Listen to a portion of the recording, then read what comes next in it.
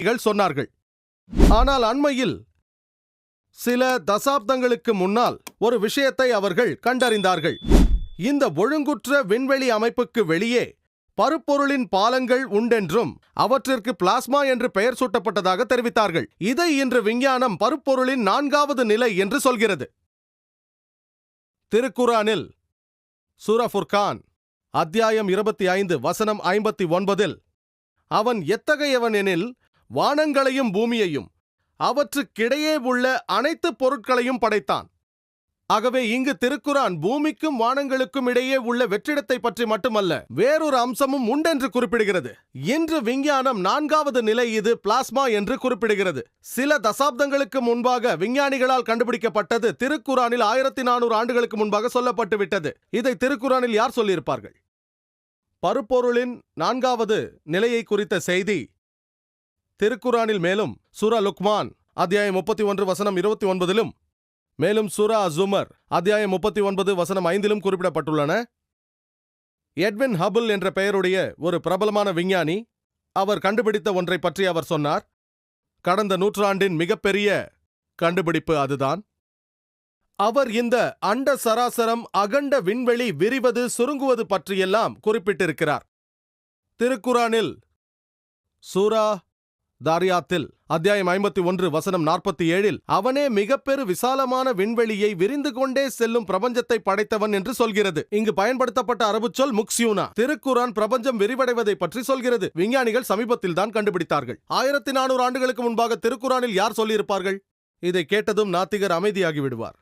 ஆனால் சிலர் இப்படி வாதிடக்கூடும், திருக்குரான் விண்ணியலை பற்றி பேசுவது என்ன பெரிய விஷயம், ஏனென்றால் அரபுகள்தான் விண்ணியல் நுண்ணறிவில் வல்லுநர்களாய் இருந்தனரே என்று சொல்லக்கூடும்.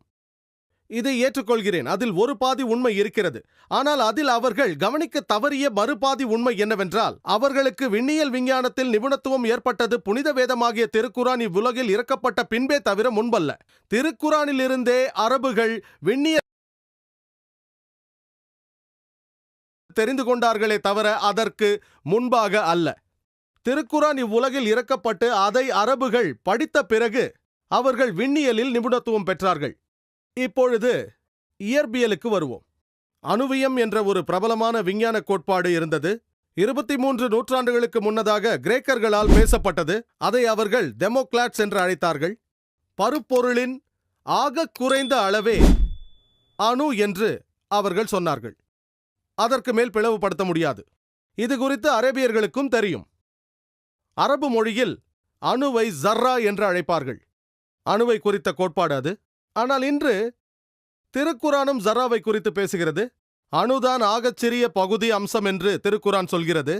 இன்று முன்னேறி உள்ள விஞ்ஞானம் ஒரு அணு ஒரு பருப்பொருளின் ஆகச் சிறிய அளவானதாக இருந்திட்ட போதிலும் அந்த மொத்த பொருளின் குணாம்சத்தை இந்த சிறிய அளவிற்குள் அடக்கியிருக்கும், அதையும் பிளக்க முடியும் என்கிறது.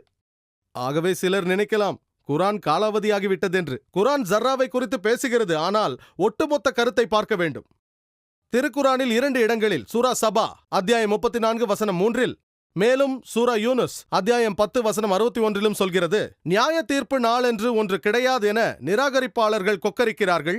அந்நாள் திண்ணமாக உமது இறைவனின் அனுமதி கொண்டு வந்தே தீரும் என கூறுவீராக. அவனிடத்தில் பதிவு செய்யப்பட்டுள்ள அனைத்து கர்மங்களும் அது அணு அளவோ அல்லது அதிலும் சிறியதாகவோ பெரியதாகவோ இருந்திட்ட போதிலும் சரியே, மிக தெளிவாக துல்லியமாக அவை பதிவு செய்யப்பட்டிருக்கும். எனவே திருக்குரான் சொல்கிறது, அணு அளவுக்கு சிறியதோ அல்லது அதிலும் சிறியதோ பெரியதோ என்றெல்லாம் பேசுவதிலிருந்து அணுவையும் மேலும் பிளக்க முடியும் என்பதை திருக்குரான் குறிப்பிடுவது நமக்கு தெளிவாக தெரிகிறது அல்லவா? ஆகவே திருக்குரான் காலாவதியாகிவிடவில்லை, நடைமுறையில் உள்ளது. நடைமுறை விஞ்ஞானத்தோடு அணு விஷயத்தில் கூட திருக்குரான் ஒத்துப்போவது இது இன்று எடுத்த முடிவா என்ன? இந்த அணு பற்றிய குறிப்பு 1400 ஆண்டுகளுக்கு முன்பாக திருக்குரானில் பதிவு செய்யப்பட்டுள்ளது. நீரியலுக்கு வருவோம்.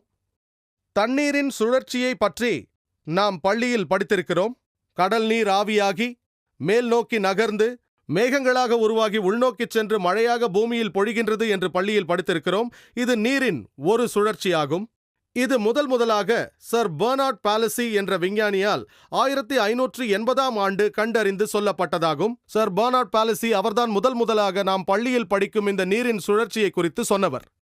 இதற்கு முன்பாக கிமு 7ஆம் நூற்றாண்டில் தேல்ஸ் ஆஃப் மெலட்டஸ் என்பவர் கடலின் மேற்பரப்பில் தூறலாக கிளம்புகின்ற நீரை காற்று கைப்பற்றி மீண்டும் மழையாக பொழிவிக்கிறது என்றார். அந்நாட்களில் இதற்கு முன்னால் நிலத்தடி நீர் எங்கிருந்து வருகிறது என்று மக்களுக்கு தெரியாமல் இருந்தது. அதாவது கடலின் மேல் காற்றால் ஏற்படுகின்ற அழுத்தம் நீரை பூமியின் உட்பகுதியை நோக்கி தள்ளியது, மீண்டும் மர்மமான வழிகளின் வாயிலாக கடலை வந்தடைந்தது என்றே நம்பினார்கள். இது பிளாட்டோ காலத்து நம்பிக்கையாகும். அதை ஸ்டார் டெரஸ் என்பார்கள். 16 மற்றும் 17ஆம் நூற்றாண்டில் வாழ்ந்த டெஸ்கார்டஸ் போன்ற அறிஞர்களும் இந்த கோட்பாட்டின் மீது நம்பிக்கை வைத்திருந்தார்கள். மேலும் அரிஸ்டாட்டில் போன்ற விஞ்ஞானிகளிலிருந்து 19ஆம் நூற்றாண்டு விஞ்ஞானி வரை மலைகளின் அடித்தளங்களில் உறைந்து கிடக்கின்ற நீர்தான் மெல்ல மெல்ல நிலத்தடியில் ஊடுருவி பரவி நிலத்தடி நீராக வெளிப்படுவதாக நம்பி வந்தனர். இப்படி மலைத்தளங்களில் உறைந்து கிடந்த நீர்தான் ஊற்றுகளாக பெருக்கெடுத்ததாகவும் கருதினார்கள். இன்று நவீன விஞ்ஞானம் மழை நீர் நிலத்தில் உள்ள வெடிப்புகள் விரிசல்கள் வழியே கசிவதால் உருவாவதே நிலத்தடி நீர் என்று அறிய தந்துள்ளது. திருக்குரான் 1400 ஆண்டுகளுக்கு முன்பாக சொல்லிவிட்டது. சூரா ஜுமரில் அத்தியாயம் 39 வசனம் 21, நீங்கள் பார்க்கவில்லையா என்ன? அல்லாஹ் வானத்திலிருந்து நீரை பொழிந்து அதனை அருவிகளாகவும் ஊற்றுகளாகவும் நதிகளாகவும் பூமியில் ஓடச் செய்தான். அதன் வாயிலாக பயிர் வகைகளை விதவிதமான நிறங்களில் அவன் வெளிப்படுத்துகின்றான் என்கிறது. மேலும் சூரா அர்ரூம் அத்தியாயம் 30 வசனம் 24, மேகங்களிலிருந்து மழையை பொழியச் செய்து இறந்த பூமியை அவன் செழிக்க செய்கின்றான். மேலும் சூரா முஹ்மினூன் அத்தியாயம் 23 வசனம் 18, நாமே விண்ணிலிருந்து நீரை இறக்கி பூமியை நனைத்து நீரை தேக்கி அதை ஓடவும் விடுகிறோம் என்கிறான் இறைவன். மேலும் சூரா அல் ஹிஜ்ர் அத்தியாயம் 15 வசனம் 22, நீரை பற்றி பேசுகின்ற போது சூலூட்டும் வளமான காற்றை அனுப்புவதாக சொல்கின்றான். இந்த இடத்தில் உபயோகிக்கப்பட்டுள்ள அரபு சொல் லவாக்கி என்பதாகும். லக்ஹா லக்கி என்ற மூலச்சொல்லிலிருந்து பிறந்தது. சூல் உண்டாக்குதல், கருக்கொள்ளச் செய்தல் என்பது இதன் பொருள்.